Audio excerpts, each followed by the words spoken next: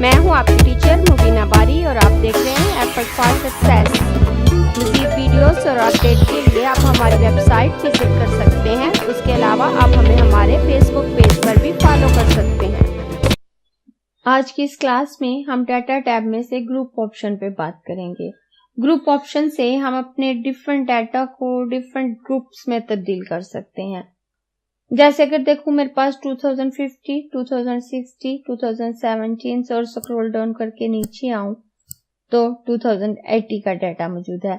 अब यहाँ इनको नीचे तक देखने के लिए मुझे स्क्रॉल डाउन करना पड़ता है और स्क्रॉल अप करके ऊपर जाना पड़ता है। अब अगर इसी डाटा के बारे में मैं किसी मीटिंग में बात करना चाहती हूँ या अपने बॉस को रिपोर्ट देना चाहती हूँ और मैं चाहती हूँ कि मेरा तमाम डाटा सामने ही रहे और मैं जिस डाटा पे बात करना चाहूँ उसे ओपन कर लूँ और बकाया डाटा हाइड रहे, तो मैं उसके लिए उसे ग्रुप कर दूंगी। या बाज़-औक़ात हम चाहते हैं कि किसी मीटिंग में या किसी से बात करते हुए हम नहीं चाहते कि हमारा तमाम डाटा शो हो, हम कुछ डाटा ही शो करवाना चाहते हैं और कुछ नहीं, तो हम उसको ग्रुप कर देते हैं और ग्रुप करने के बाद उसको हाइड या शो करवा सकते हैं। जैसे मैं 2050 के डाटा को ग्रुप करूंगी और मैं अपनी सिलेक्शन नीचे डाटा से लूंगी, ऊपर वाली रो को उसमें शामिल नहीं करूंगी क्योंकि उसमें डाटा नहीं है, सिर्फ ईयर लिखा हुआ है और अगर इस रो को मैं इसमें शामिल करूं तो ये कुछ एरर्स आ सकती हैं मेरी डाटा में। इसलिए मैं अपने डाटा को ही सिलेक्ट करूंगी। सिलेक्ट करके ग्रुप ऑप्शन पे क्लिक करूं तो मेरे सामने इस तरह का डायलॉग बॉक्स आता है। यहाँ मेरे पास दो ऑप्शन है, रोज या कॉलम, कि मैं अपने कॉलम को ग्रुप करना चाहती हूँ या अपनी रोज को। मैं अपनी रोज को ग्रुप करना चाहती हूँ तो मैं रोज को सिलेक्ट रहने दूंगी और ओके करूंगी। तो आप देखें ये मेरा इतना डाटा ग्रुप हो गया और ये माइनस साइन मुझे नजर आ रहा है। अगर मैं इस पे क्लिक करूं तो ये डाटा मेरा हाइड हो जाएगा। उसके बाद मैं अगर 2060 के डाटा को ग्रुप करूं तो यहां भी मैं डाटा को सिलेक्ट करूंगी।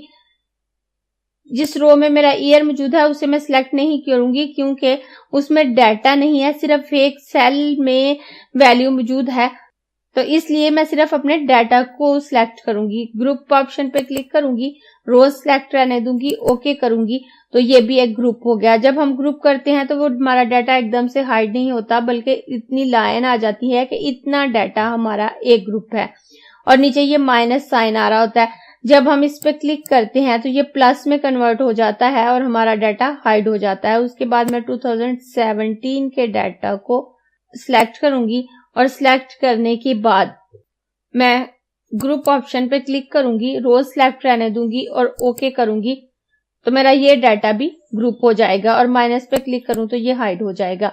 उसके बाद मैं 2080 के डाटा को सिलेक्ट करूंगी और ग्रुप ऑप्शन पे क्लिक करके ओके करूंगी, तो ये भी एक ग्रुप हो गया।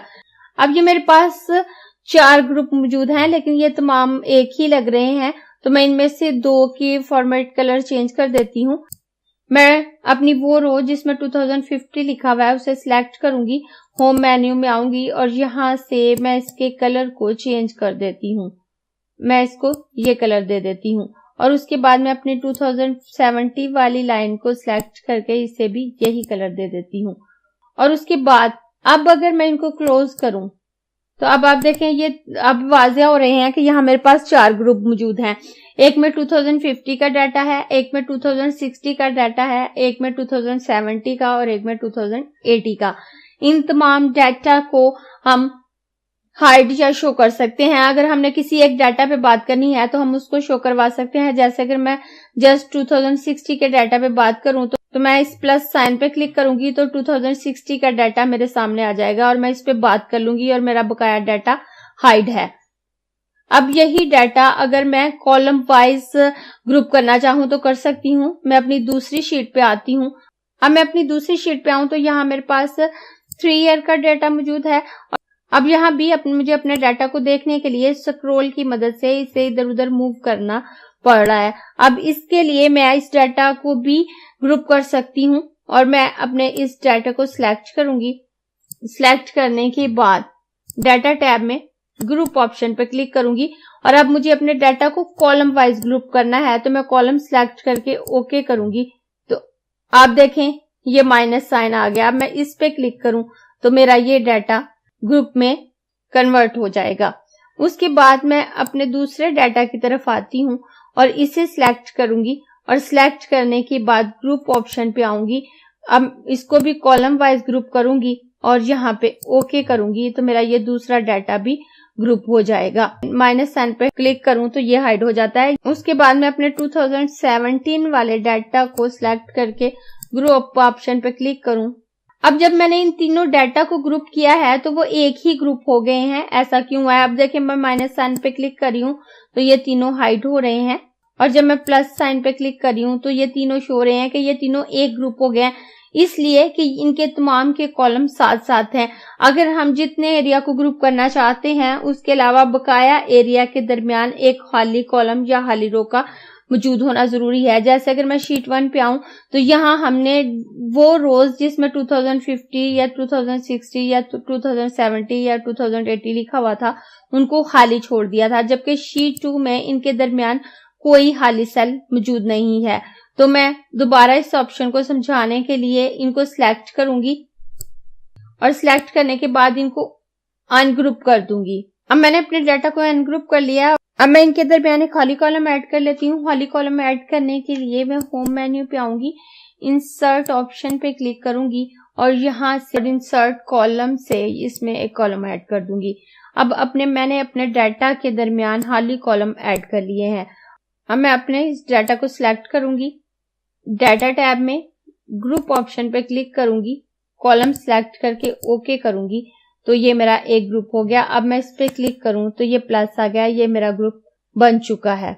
उसके बाद मैं 2060 के डाटा को सिलेक्ट करूंगी। सिलेक्ट करने के बाद ग्रुप ऑप्शन पे आऊंगी, कॉलम सिलेक्ट करते हुए ओके करूंगी तो ये मेरा दूसरा ग्रुप बन जाएगा।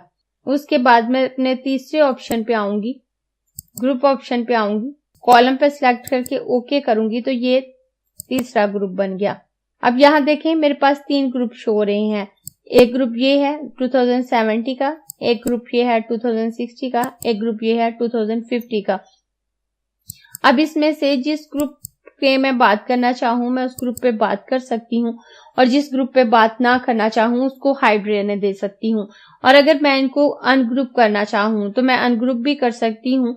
अगर मैं अपने रो वाइज डाटा को अनग्रुप करना चाहती हूँ तो मैं अपने इस फर्स्ट ऑप्शन पे आऊंगी, इस डाटा को सिलेक्ट करूंगी। सिलेक्ट करने के बाद अनग्रुप ऑप्शन पे आऊंगी और यहाँ से रोज सिलेक्ट करके ओके करूंगी तो ये ग्रुप खत्म हो गया। नीचे 3 ग्रुप मौजूद हैं जबकि ये ग्रुप खत्म हो चुका है। अब इसको मैं हाइड नहीं कर सकती।